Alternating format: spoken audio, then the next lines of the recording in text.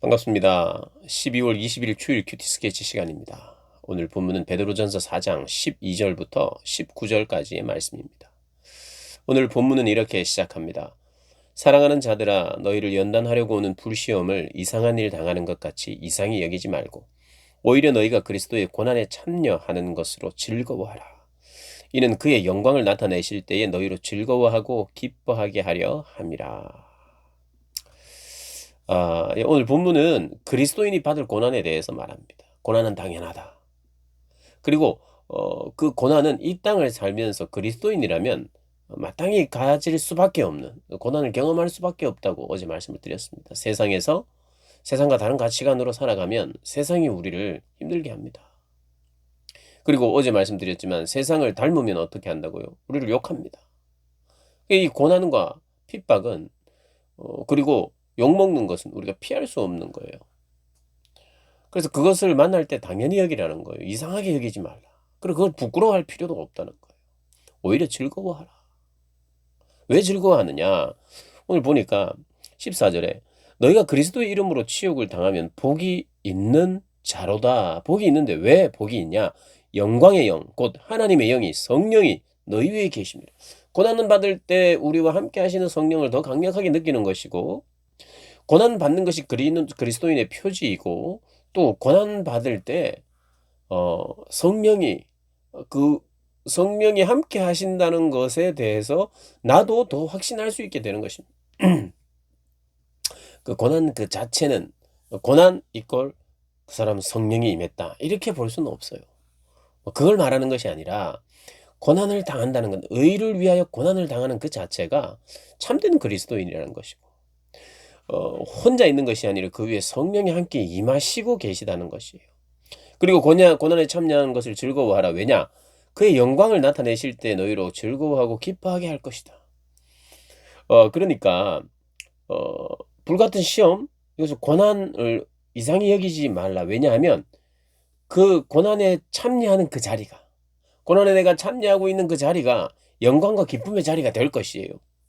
고난에 참여 안 할 수도 있습니다. 그 고난을 피할 수도 있어요. 그러나 고난의 자리에 참여하는 순간, 그리고 거기에 고난의 길을 걷다가 고난 받으신 예수님을 만날 수 있어요. 고난 받으신 예수님의 임재를 경험하게 돼요. 고난의 길에 들어서지 않으면 만나지 못하는 그분입니다. 어떤 면에서는 그분은 고난의 길에 계십니다. 그리고 십자가의 길에 계세요. 그 길로 가야 그분을 만날 수 있는 거예요. 그분이 우리를 환영하십니다. 평탄한 길, 넓은 길, 높은 길, 이런 곳에 그 길을 주님이 좋아하시는 길이 아니에요. 자주 가시는 길도 아닙니다. 안 가는 길이에요. 그럼 안 가는 길에서 어떻게 안 계신 곳에서 주님을 만나겠어요? 주님이 계신 곳은 낮은 곳입니다. 주님이 계신 곳은 좁은 길이고 주님이 계신 곳은 주님이 우리를 맞이하시는 곳은 십자가의 길입니다. 그러니까 고난에 참여하면서 그 고난 가운데 계신 주님을 만나고 더 확신하고 더 기뻐하고 즐거워할 수 있는 거야. 이 고난을 통해서 내가 주님을 만났구나. 그래서 대부분의 사람이 좋은 일이 생기고 또 더 좋은 일이 생기고 부러운 일이 생기고 누가 봐도 부러운 일이 생길 때 하나님의 임재를 확 경험하기 하는 일은 거의 없습니다. 물론 하나님의 임재 가운데 기쁨 가운데 감사 가운데 감사로 충만하여서 하나님 만나기도 하지만 대부분이 하나님이 예수님이 가시고 계시는 그 길은 좁은 길이거든요. 잠깐만 좁은 길 갔다가 나 이제 넓은 길이 있으니까 너희 좁은 길 빨리 통과해. 나는 더 이상 좁은 길이 없어. 이런 게 아니라 여전히 지금도 좁은 길에서 우리의 손을 잡아주시고 우리를 업어주시고 그 가운데서 함께하면서 영광을 경험하게 하는 것. 영광의 영 곧 하나님의 영이 너희 위에 계십니다. 라고 말하는 것입니다. 그러면서 이걸 이야기해요. 그리스도를 위하여, 주를 위하여, 의를 위하여 고난을 받을 수 있다. 그건 당연한 거다. 그런데 너희들의 악행으로 말미암아 받는 핍박, 그건 절대로 받지 마라 이럽니다. 다른 말로 좀 차이를 둡시다. 고난과 고생이 있어요. 고생. 고난은 주를 위해서, 주의 나라 의를 위한 핍박이 고난이라면, 내가 잘못해서 받는 것은 어떤 면에서는 고생이죠. 내가 열심히 살지 않아서, 내가 성실하지 못해서 힘들게 사는 것이라면 그것은 고생입니다.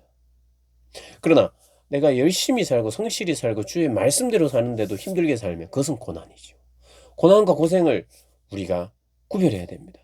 내가 고생을 막 많이 하고 있는데 나의 실수 때문에 15절에 너희 중에 누구든지 살인이나 도둑질이나 악행이나 남의 일을 간섭하는 자로, 그것 때문에 악행을 저지르고 도둑질하고 그런 남의 일을 간섭하는 것 때문에 오해를 받고 무슨 핍박을 받으면 그걸 고난이라고 말하지 말라.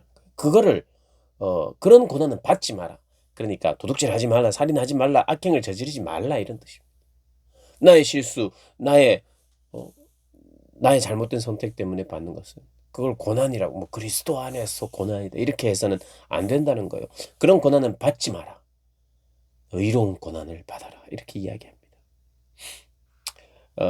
그러면서 이 고난을 받을 때 우리는 창조주를 기억하고 창조주께 의탁하라고 그럽니다. 오늘 보면은 의도적으로 창조주께 의탁하랍니다. 하나님께 의탁하라가 아니라, 물론 다른 말은 아니에요. 그러나 창조주께 의탁하라. 19절에 그러므로 하나님의 뜻대로 고난을 받은 자들은 하나님의 뜻대로 고난을 받는다는 게 뭡니까?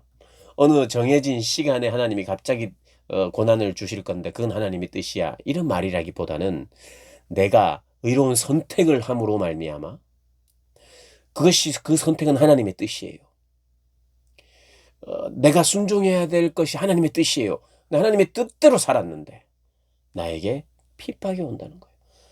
하나님의 뜻대로 고난을 받은 자들이라는 거예요. 그래서 하나님의 뜻대로 순종하고 그 뜻을 지키며 나가는데 고난을 받은 자들은 또한 선행하는 가운데 그 영혼을 계속해서 선을 행하고 올바른 선택을 하면서 고난을 받아도 그 영혼을 미쁘신 창조주께 의탁할지어다. 창조주께 의탁할지어다. 여러분, 나 자신을 창조주께 의탁하고 또 나처럼 의로운 고난을 받는 자들을 창조주께 의탁하는 거야. 창조주 누굽니까? 창조주 하나님이죠. 창조주, 창조하신 하나님, 전능하신 하나님, 모든 것을 지으신 이가 못하는 일이 없으신 그 하나님께, 전능하신 하나님께 의탁하라는 것입니다. 사랑하는 여러분, 우리에게 고난은 계속될 것입니다. 왜 비극적인 말을 합니까? 왜 부정적인 말을 합니까? 아니요, 성경의 이야기입니다. 성경이 부정적인가요? 성경은 우리에게 부정적인 이야기만 합니까? 아니죠. 근데 고난을 즐거워할 수 있고 즐거워해야 된다. 내가 즐거움을 준다.